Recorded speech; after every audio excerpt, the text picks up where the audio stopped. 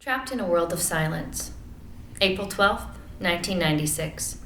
The day that changed my whole life and completely darkened my visions of motherhood. That day would wrap up a 2-year journey of searching for answers to explain an unexpected disorder that had somehow invaded my only child's body. That day, the neurologist gave a medical diagnosis that we were completely mystified by. I remember focusing on every word that came out of her mouth as she gave me and my husband the news that our son was being diagnosed with autism. We both looked at one another, desperately hoping to find something in the other's eyes that would ease the pain, clarify the confusion, and comfort the fears that quickly invaded our minds.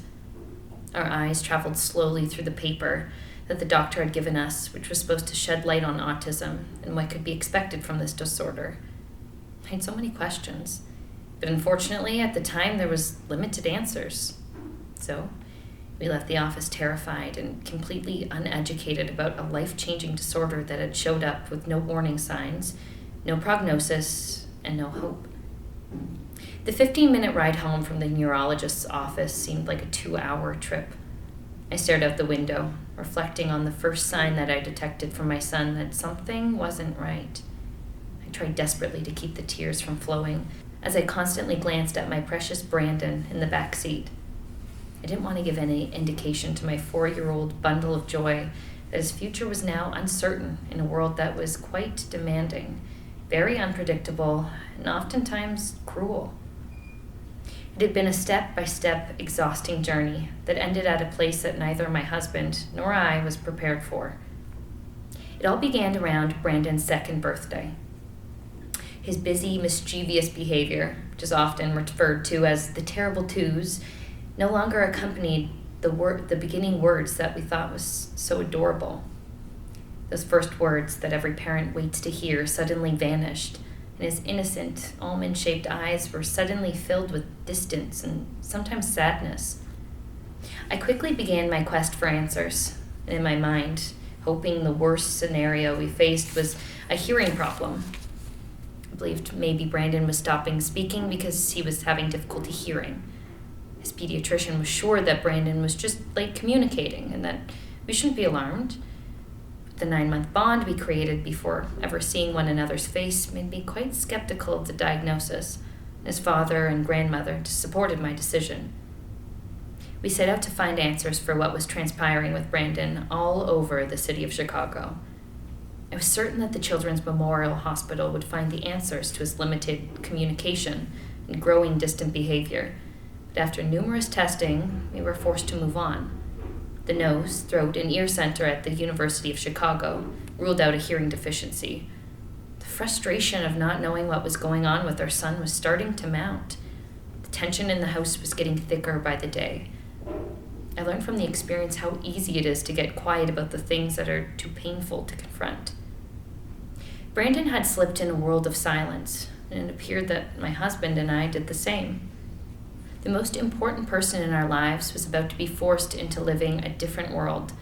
We didn't have the foggiest clue what to expect. We were so caught up in our own emotion and pain that we often forgot who the focus was on. We continued our search for answers and stayed committed to keeping Brandon in a safe and stable environment. But we both had demanding jobs that often left us emotionally and physically drained. A year zoomed by. We were still in search of answers, so we continued making doctor's appointments from every lead that we came across. We didn't care where and how far we had to travel to get information regarding our son's health, but we were left baffled time and time again. It was a very difficult process to continue trusting in a medical personnel who only left us with a big question mark. We were finally directed to a speech pathologist. I remember sitting in the speech sessions 3 times a week, praying for a breakthrough. I wanted in my heart to believe that she was making progress. That wasn't the case. She finally recommended that we see a neurologist who ordered a test to sedate Brandon in order to monitor his brain activity. It was a couple weeks after that we were called in her office with the test results. Brandon was autistic. We walked through the front door with the diagnosis of autism confirmed. I felt weak and numb because I'd never experienced this type of pain before. I tried to be strong, Every time Brandon ran past me, I had to fight back the tears. I read through the paperwork we had been given and trying to understand what we were facing. I began reciting the definition of autism over and over again, but the reality was that I was drowning in a pool of disbelief. When I finally mustered the strength to call family members and close friends to share the diagnosis, it was like reliving a painful nightmare. They didn't understand, just like us, so it became just as difficult for them. I laid on the couch for days, so heartbroken that I cried the majority of the day. I was barely eating meals, and for the first time in my life, I didn't care if I saw the outside world ever again. I didn't understand it. I had nothing to go by. There were no causes that were known about this disorder and no family history of it. Where did autism come from, and how did it end up on my front doorstep? My emotions were changing by the minute, and I was slowly slipping into a world of depression. I had no idea how to gain the strength or the courage to face what seemed like the most difficult battle I would ever encounter in my life.